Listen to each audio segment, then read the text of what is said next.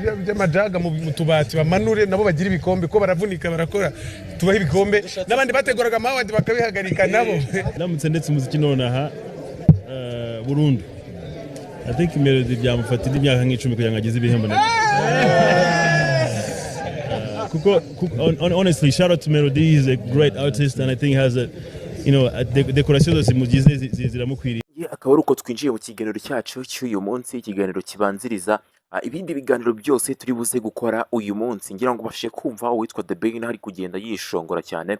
Aha rero hari mu itangwa ry'ibihembo bya isango na muzika ku mugoroba w'umunsi w'ejo ubwo byari bicika hariya muri Camp Kigali, ndetse abahanzi bamwe na bamwe batangiye baseruka, ubona ko kabisa byari byiza cyane ndetse wabonaga ko abenshi bari babyishimiye. Ahangaha rero hari mu itangwa ry'igihembo cy'umuramyi mwiza, ubwo iki gihembo cyegukanywe na Vestina ndetse na Dorcas. Byari byiza cyane dore ko abakobwa mu by'ukuri nta muntu n'umwe ushobora guhakana ko iki gihembo kitari cyabo, dore ko bari bahatanye n'abahanzi bagiye batandukanye, harimo Israel Mbonyi, harimo Prosper ndetse na Papi Clever. Aba bagabo kabisa ubona ko ari bo bihariye isoko ryo kuramya no guhimbaza hano mu Rwanda, ndetse aba bakobwa nabo bakaza babinjiramo ndetse baje ari rurangiza, kubera ko uri kubona ko ari abakobwa bari gutumbagira kabisa, bari kwitwara neza cyane, aho binjiriye noneho mu kuramya mu rurimi rw'igiswahili. Uri kubona ko biri kugenda neza cyane. Rero nibo babashije kwegukana award y'uyu mwaka, dore ko na nyuma n'ubundi muri Diva Award mu bihembo byatangiye muri Zaria mu kwezi gushize, aba nabo n'ubundi nibo bagitwaye. Rero hano ntago watinya guca impaka yuko batari bo bari kugitwara, dore ko kabisa wabonaga ko abantu benshi babashije kubyishimira ndetse banagaragaza yuko abakobwa bafite intego kandi ubona ko ari kugenda bazigeraho. Rero mu bindi bihembo byagiye bitangwa harimo igihembo cy'umuhanzi mwiza ukizamuka, dore ko uyu musore wanyu ngo ni Diezdora wazanye imbaraga zidasanzwe ndetse wazanye n'uburyo budasanzwe bw'imiririmbire ye, nawe yarahanganye mu cyiciro cy'umuhanzi mwiza ukizamuka. Rero dore ko uyu nguyu Diezdora nawe wabashije kuba akegukana, ubwo yarahanganye n'abahanzi benshi bagiye batandukanye ndetse bafite imbaraga cyane, harimo nka Ranap, harimo Riorodi ndetse harimo na Orima. Nawahakana ndetse n'ushobora kuvuga ko uyu Diezdora atari we bari kugitwara, kubera ko ni umwe mu bahanzi navuga ngo bakoze cyane muri uyu mwaka, ndetse akaba umwe mu bahanzi bagaragaza icyizere kiri hejuru cyane kurenza aba bandi mu by'ukuri bari bahanganye, dore ko Ranap usibye indirimbo yitwa Tsunami nta yindi ndirimbo yigeze ashyira hanze uyu mwaka, ndetse na Riorodi nawe uri kubona ko yagenze gake cyane. Orima nawe nuko uri kubona ko Diezdora mu by'ukuri ari uri kudomina cyane ndetse ari nawe uri kwigaragaza cyane muri iyi mihanda ugereranyije n'aba bandi bari bahanganye. Rero nta gushidikanya iki gihembo n'ubundi niwe wakagombye kucyegukana nk'uko byagenze.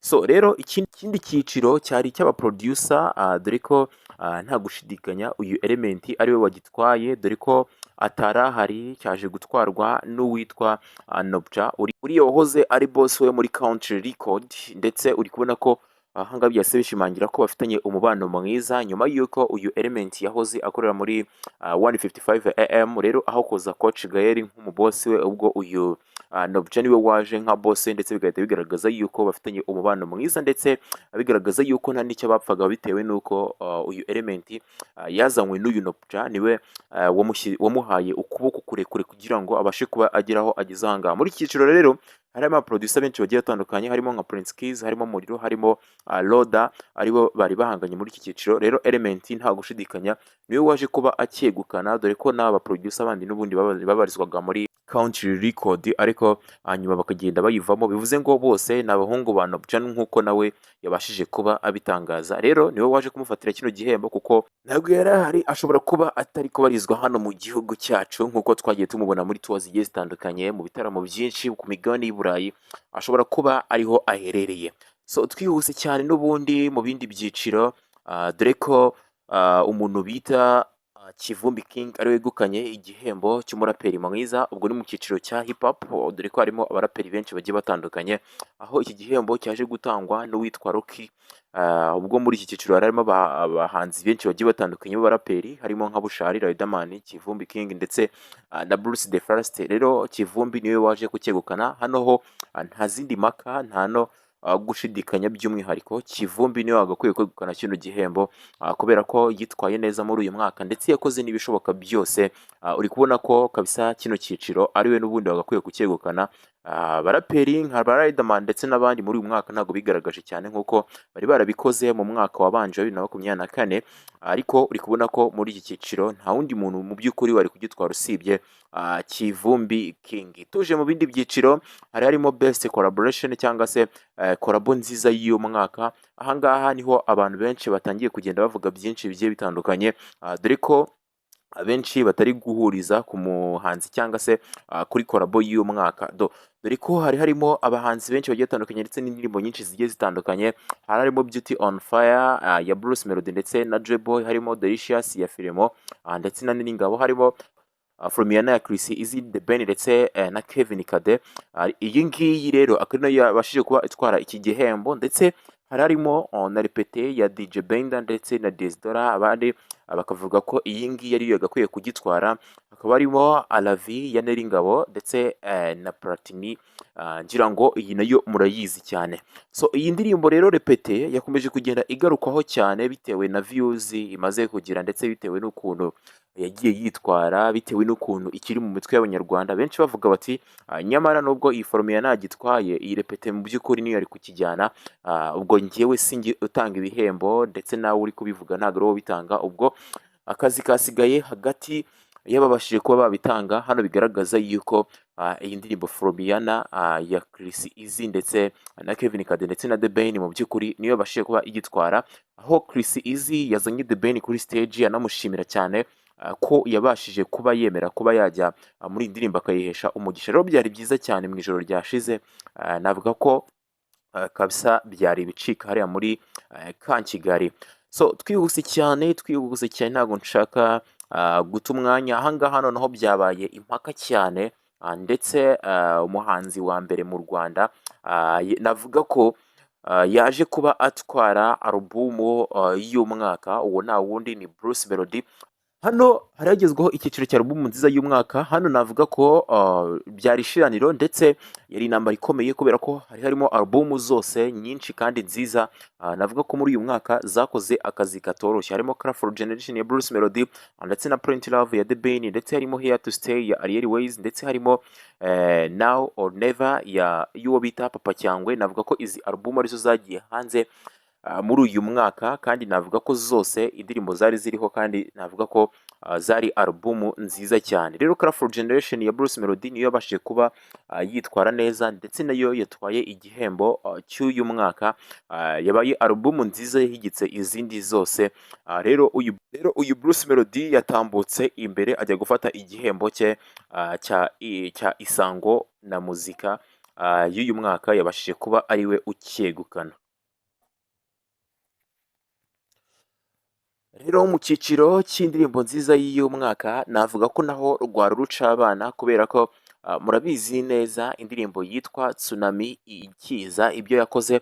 Iyi ndirimbo rero akaba ariyo yegukanye igihembo cy'indirimbo nziza y'uyu mwaka y'uyu musore bita Ranap, ndetse yari ihanganye n'indirimbo nyinshi by'umwihariko, dore ko iyi ndirimbo imaze kugira miliyoni 10 ubu tuvugana muri uyu mwaka. Rero navuga ko ari indirimbo yitwaye neza cyane, ndetse byongeye y'umuhanzi utaruzwi wari ukizamuka. Urumva ni indirimbo idasanzwe. Iyi Tsunami rero yari ihanganye n'indirimbo zirimo za Tombe y'uyu bita Element, ndetse harimo Formiya ya Chris Easy ndetse na Theben na Kevin Kade, hakaza Morera ya Roskana. Rero iyi ndirimbo Tsunami niyo yabashije kuba yitwara neza, ndetse itwara igihembo cy'indirimbo nziza y'uyu mwaka. So hagezweho rero umuhanzi mwiza w'umwaka. Naho byabaye urubanza cyane, byabaye ibibazo cyane, ubwo uyu Theben ariwe wabashije kuba yegukana igihembo cy'umuhanzi mwiza w'uwo mwaka. Yarahanganye n'abahanzi benshi bagiye batandukanye, harimo Bruce Melody, Theben, harimo Kevin Kade, harimo Kivumbi. Rero Theben niwe wahigitse abandi bose abo umuhanzi mwiza w'umwaka. Abantu benshi nagiye mbona batera comment bavuga bati Theben nta kintu yakoze, Theben ntabwo yarakwiye kino gihembo. Nkahita nibaza uwo bari kugiha ninde, dore ko muri Diva Award uyu Kevin Kade ari wabashije kucyegukana, kandi koko ukabona aranagikwiye bitewe n'ibikorwa yagiye akora hirya no hino. Niwe muhanzi kabisa navuga ngo uyu mwaka yakoze cyane. Rero The Ben nawe ku rundi ruhande ugiye kwitegereza neza ibikorwa bye wasanga yarakoze cyane. The Ben mu by'ukuri The Ben yarakoze kuko umwaka ugitangira yabashije kuba ashyira hanze alubumu, ndetse iyo alubumu yanayikoreye promotion ku buryo bushoboka kuko yazengurutse navuga isi yose arimo kugenda yamamaza alubumu ye hirya no hino, ndetse no muri za Dubai murabyibuka ko ari naho yasoreje kuba yamamaza iyi alubumu. Navuga ko ari umuhanzi watanze korabo cyane hanze, kubera ko murabyibuka muri Kenya yatanze iyo korabo, muri Tanzania yatanze iyo korabo, ndetse navuga ko ari umuhanzi witwaye neza uyu mwaka. Rero kuba yagitwara nabwo ntago namuveba kubera ko muri uyu mwaka navuga ko yabashije kuba akora cyane birenze nuko yakoze mu myaka yindi yagiye ibanza, ndetse abantu benshi bari baramwikumye ngo nta kintu ashyira hanze, ndetse uri kubona ko muri uyu mwaka navuga ngo yagarutse kandi yabashije kuba akora cyane, ndetse akora ibyo yari ategetswe. So umuhanzi rero w'uwo mwaka mu bakobwa cyangwa se mu gitsina gore yabaye Bwiza. Yarahanganye n'abahanzi benshi bagiye batandukanye. Navuga ko uyu Bwiza yaje kubera ko n'umwaka ushize niwe wabashije kuba atwara kino gihembo. Navuga mu myaka 3 yose niwe watwaye kino gihembo, mu myaka 4 amaze mu muziki.